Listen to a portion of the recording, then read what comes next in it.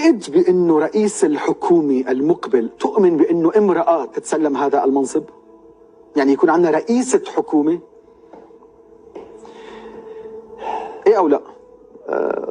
أو رئيس حكومة. لا، رئيسة يعني أنثى، تؤمن أنه سيدة ممكن تستلم هذا المهام؟ هذه المهام؟ هلا أؤمن بعمل السيدات. أكيد أؤمن يعني. بس كرئيس حكومة؟ لا شكلك يعني ليك بدي ايه او لا؟ بس خليني جاوب. بس قل لي ايه او لا بعدين لو سمحت. ايه بس. ايه يعني لا. لا. ايه بس شو؟ ايه بس.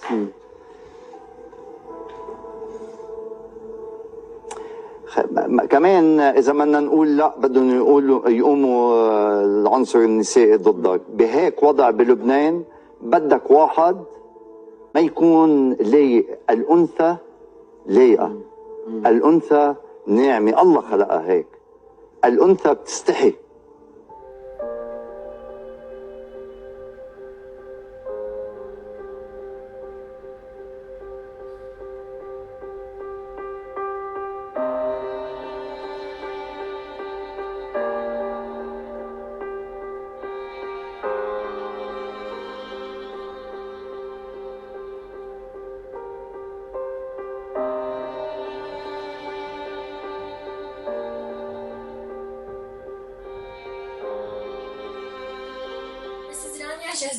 You are a first social affairs officer for the United Nations Social and Economic Commission for Western Asia since 2004, and you are a board member of the National Commission for Lebanese Women. You have 17 years of experience in gender, human rights, and socio-economic issues. You worked on many projects and published many papers for the United Nations, mainly on the elimination of all kinds of discrimination against women. You connected directly with governments and with regional and international organizations on humanitarian law, social justice, youth empowerment, and many more. And the list goes on. Thank you very much for your readiness to be part of this project. It is my utmost pleasure to meet with an empowered and empowering woman like you. Thank you, Lara. But just I'm a former member of the NCLW. I'm no longer now a member. My tenure ended, I think, last year. Okay, so you're a former member. Okay, thank you for correcting this. So to delve into our topic for today, unfortunately, women in Lebanon are unable to break the political glass ceiling. Less than 5% of our total 128 parliamentary seats are now occupied by women. And in 2018, Lebanon ranked 147th out of the 149 countries with respect to women's political participation. So what do you think are the primary reasons for the large underrepresentation of women in politics? Do you think women are to be blamed or are men to be blamed? Who should we blame in that matter? Yes, it's an interesting question, and if I take it from a human rights perspective, you're focusing on political empowerment. And political empowerment on its own cannot be realized if you don't have economic empowerment, social empowerment, because women's rights are part of human rights. So it's within this framework that we have to look at political empowerment. So it's within the framework of if you're not empowered at home in your family laws, if family laws discriminate against you for the custody of your children, let's say for issues like divorce or marriage, you're not an empowered person. This wouldn't really enable you to be empowered in the public sphere. So this is where the private and public interconnect. And I think for the Arab region, and specifically Lebanon being part of this Arab region, and you can see because I've worked at the regional level, I can speak about the discrepancy between the different countries. Lebanon, unfortunately, the laws are still lagging behind in terms of empowering women. And this is where, from this human rights perspective about, political, economic, social empowerment and empowerment at home, we move to something which we call the three main reasons for the lack of empowerment for women, for Lebanese women specifically, in politics as well as in other arenas. But it's the legal, it's the structural, and it's the behavioral. So the legal, as you know, we have this, unfortunately, a whole series of laws, regulation, rules, legislation that discriminate against women. We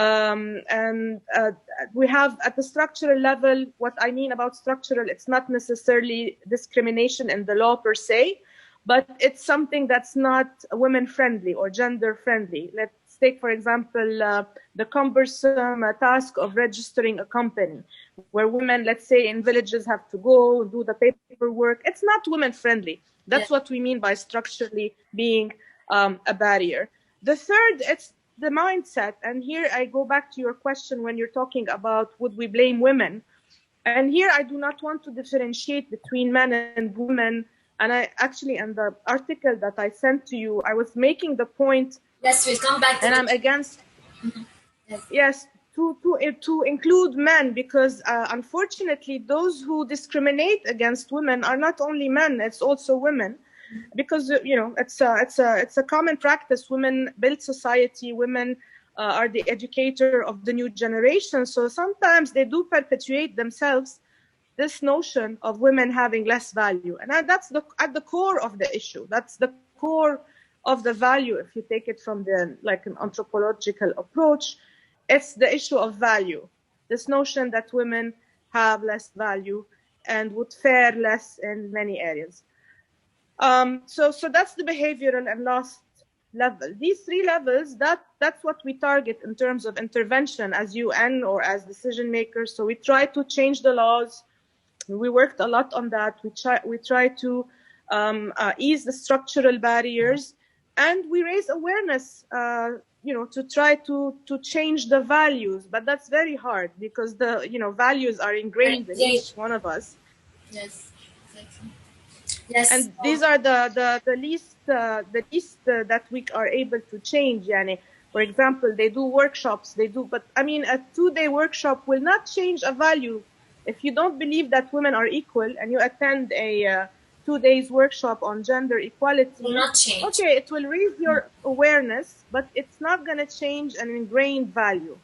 It needs more than that. It needs time. This is why we go to the temporary special measures. Because of all these barriers, we say for women, the same thing for minorities in the state, what we call affirmative action. Because there's this history of discrimination, we need to do positive discrimination. And positive discrimination is an international law, because till today you have people saying we're against the quota. But I'm sorry, it's not even, even at the UN, it's not even a discussion, because in the CEDAW, which is the main treaty for women's rights, it's very clear in Article 4, we do need a quota system for political representation. It's temporary, of course, until the de facto equality is achieved. And I quote unquote, this is literally the text of the convention. So the de facto equality is not there. The jure equality is not there either. So yes, mainly that's in a nutshell. I think, I don't know if I responded to your question, but that's the framework. Actually, thank you. Yes. So here that's the framework. Yes, how society and culture contribute to this discouragement of young girls to do politics. Okay, and an article. How society and culture contribute to discouraging young girls to do politics. Yes. In an article you wrote for the Daily Star, you spoke about an underreported factor that contributes to the underrepresentation of women in politics. You wrote, most awareness-raising activities and capacity-building programs that focus on promoting gender equality seem to target mostly women and women's non-governmental organizations. This situation results in a failure to expand the discussion of promoting gender equality beyond this small group of already converted activists to the public at large. Can you please tell us more about it? Yeah, I mean, unfortunately, it's not only in Lebanon. It's also in when I go to the UN in New York or in Geneva and international gender equality forums. All those who are attending are women, with the exception of with few exceptions of men. Now they've been trying to make this effort even at the international level to have more men included as presenters. They have this she for he campaign or he for she campaign, or the white, there was a white, like a campaign, white rose, I forgot the white ribbon campaign, also for men to be included and actually to lead the way. And I think these are good initiatives because unfortunately, even in New York and here in Lebanon, all these workshops, all these meetings, Women's Day, 8th of March, all those attending, all those involved are the same people. So for me, at least the last 17 years, that's been my experience. And it hasn't been, nobody really wants to talk about it because the women NGOs, they sort of got used to this. And I'm not saying they're not also benefiting it, but it's really time to say we need to push the envelope. We can't stay with the same circle of people, with the same NGOs. This has to, because as I said, women's rights is a human right. And I gave the example in the article of Tunisia. The only time they were able, and Tunisia, by the way, is the most progressive in terms of laws for women in private sphere, and they have parity in politics. When they did the constitution, it was 50-50.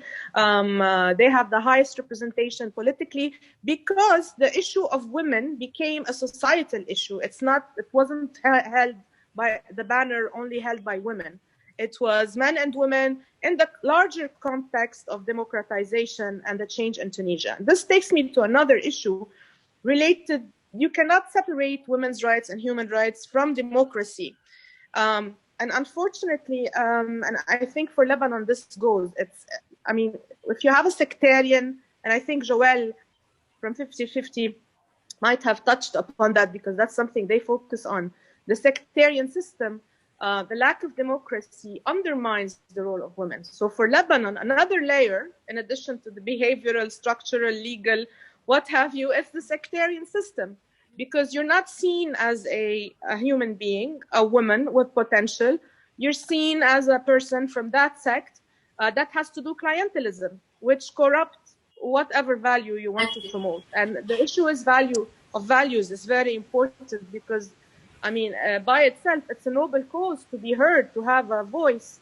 But if your voice is linked to the Za'im or to the whoever, I'm not sure what kind of voice is that is, in terms of impact. Yes. So basically, the issue of pushing the envelope is very important and trying to involve more people. It has to change. We can't continue having the same.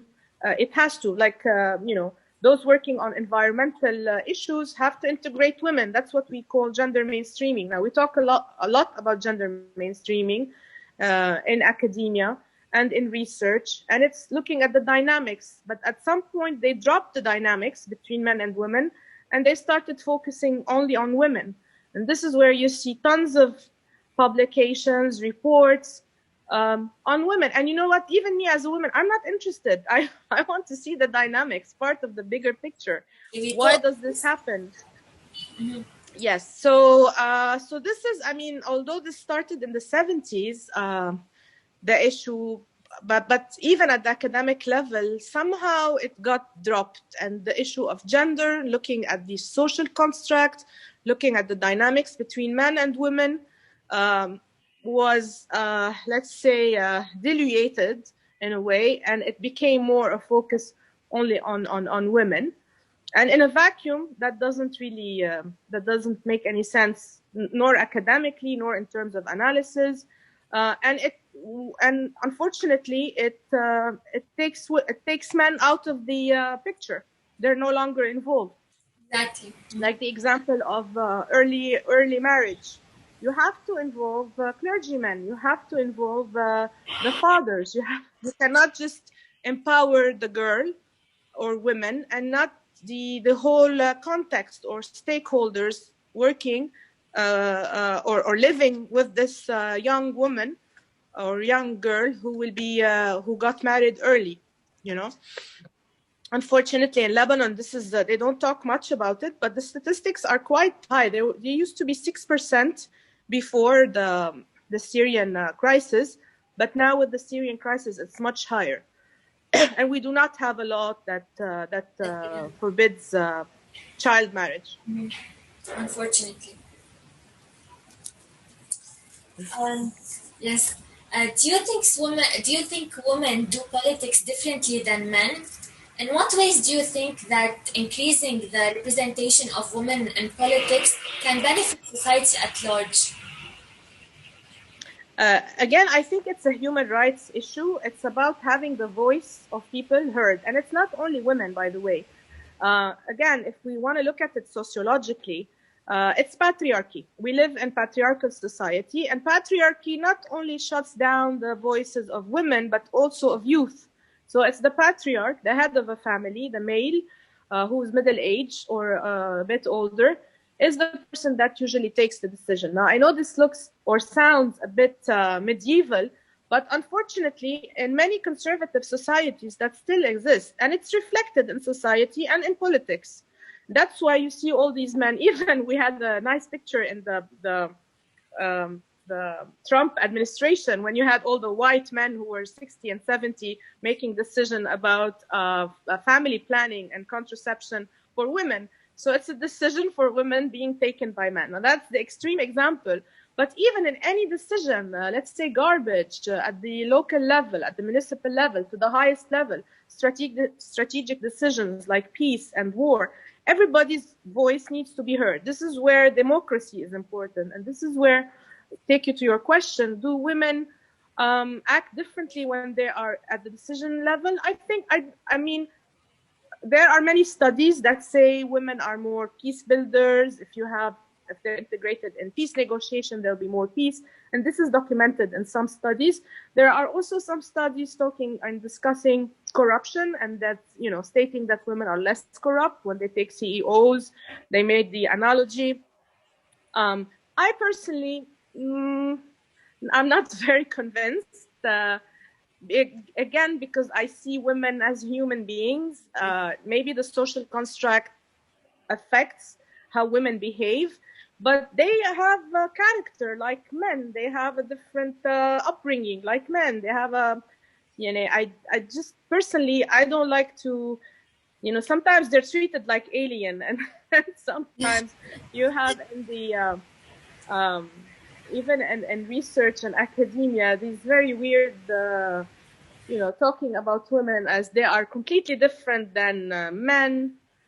But I don't see that happening. I take the example of Margaret Thatcher. She behaved pretty much as any man would. She was strict in the economic policies.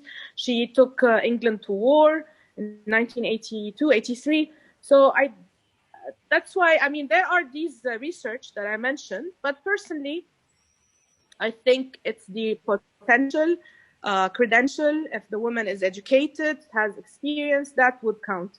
And it's the issue of human rights, so it's voice. Very interesting, actually. I love how you think about that. In the same article, you say, it is only by focusing on men and involving them that society can change. What do you think should be done in order to pave the way for more young girls to do politics and to encourage more young girls to participate in politics? I think for Lebanon, it's already happening with the Thawra. This is why I talked about democratization, because again, women issues are not separated from democracy, garbage crisis, about water, because it's about voice. And you see in Lebanon with the Thawra, it's interesting. They were all women. Women and men. They were like almost, parity, gender equality in terms of, those people going. And that gave me really hope. And it reminded me of the Tunisian experience. which they were able to cultivate, take it from the street and at a higher level. Unfortunately, we have a more complicated political system. We need to get rid of the sectarianism, work on our system. They had things better going for them, an easier constitutional process. They had a dialogue, tripartite dialogue. They have a different parkour. But for the Lebanese youth, and especially girls and women, I think they did great work. It wasn't, sometimes the media shed light on it, but it wasn't really, they didn't really focus on it. But I think they did a lot in terms of helping, being there, being beaten by the police, cooking for the demonstrators. So whatever they were able to do, they did. We have leaders in the Saura. Many are in AUB, or we know them by name. They work, they talk, they try to network and mobilize people, and youth specifically. I mean, the leaders are a bit middle aged. Let's say they're in their 40s, but the youth are also leaders. You see them on TV shows. They have it. They have the full picture. When they speak, they know what they want. They want change, and they're educated. And I think just a bit of a change in the system, they will be there. Unfortunately, the previous government saw that it's time for women to be, and they tried to have more women in parliament. If you see the numbers, some women made it, but they also took it from a sectarian point of view. It wasn't because there are very good, competent women that could be part of the government, but unfortunately, because of this clientelism and the sectarian system, it really corrupts everything. It doesn't help the empowerment of women in general. So I think Lebanese youth are on the right track. It's just linked to democracy, and hopefully, if we have a better system, they will rule, men and women. We saw actually the role of women not only in the revolution, but also in response to the massive port of Beirut explosion. We saw them cleaning. They were on the front lines, actually. So yes, women are always shining. How optimistic are you towards the probability of having a prime minister in the future that is a woman in Lebanon? In Lebanon? Mm-hmm. In Lebanon. Yes, I mean, again, I think it's linked to democracy. It might happen that a prime minister is a woman in Lebanon, part of this sectarian system. Now, okay, that's a good thing, because it's a good thing and a bad thing. A good thing because it would be the first time you have a woman prime minister. But if she is part of that system, it is a bad thing, because it will undermine her free decisions and ruling and leading. And even, I have to say, unfortunately, and this is, I don't know if it's off the record, but fine, I'll just say it. When you are a leader that is linked to a political figure in Lebanon, you can't freely make decisions for women unless this political leader says, gives you the okay. And that political leader, even if he is pro-women, pro-women's rights, when it comes to the private sphere, like talking to religious men, and whether it's in Islam or in Christianity, for both, they have so much power, these leaders. They take so much resources, money, for marriages, for divorces. So even an issue, and Malia, I'm going to give you this issue, like we were setting last year, 2 years ago, or a year and a half ago, we were trying to set the minimum age for marriage at 18. And we talked to religious clergy at the highest level, and they were all okay with it and saying, okay, we can change the law, but we don't want this to come from you, from the political parties, let's say, or the political leaders. We want this to come from us, a decision from us. Now, of course, they stalled, and it never happened. again, it's an issue of resources. And when we went back to the political figures, they said it's an issue of resources. Find them a revenue. You know, this is quite bold, probably. But if you find them a revenue, many things will ease up for women, many things, because they have so much power. Even the political figures, they don't dare to challenge these political figures. The religious figures. So here, what you have is, if you have a woman who's a prime minister, if she's linked to that political atmosphere, she cannot challenge anyone for human rights and women's rights. She can't have a free decision making, and you need to have a free decision making. So this is specifically for, but I'm optimistic, and I hope the person who comes, if she's a woman, that she is, completely liberated from these shackles of Lebanese politics, at least. Yes, we really need someone who is free, who is genuinely free, not who says that. Thank you very much, Mrs. Rania. Really, this was immensely enriching and insightful. It's such an honor for me that I was able to meet with an intellectual and inspiring woman like you. I would like to thank you so much. Keep on shining and keep on making great things happen. It is really because of thank you so much you that Lebanon can still hope for a better tomorrow. أنا بدي أطير مع حدا بيلغي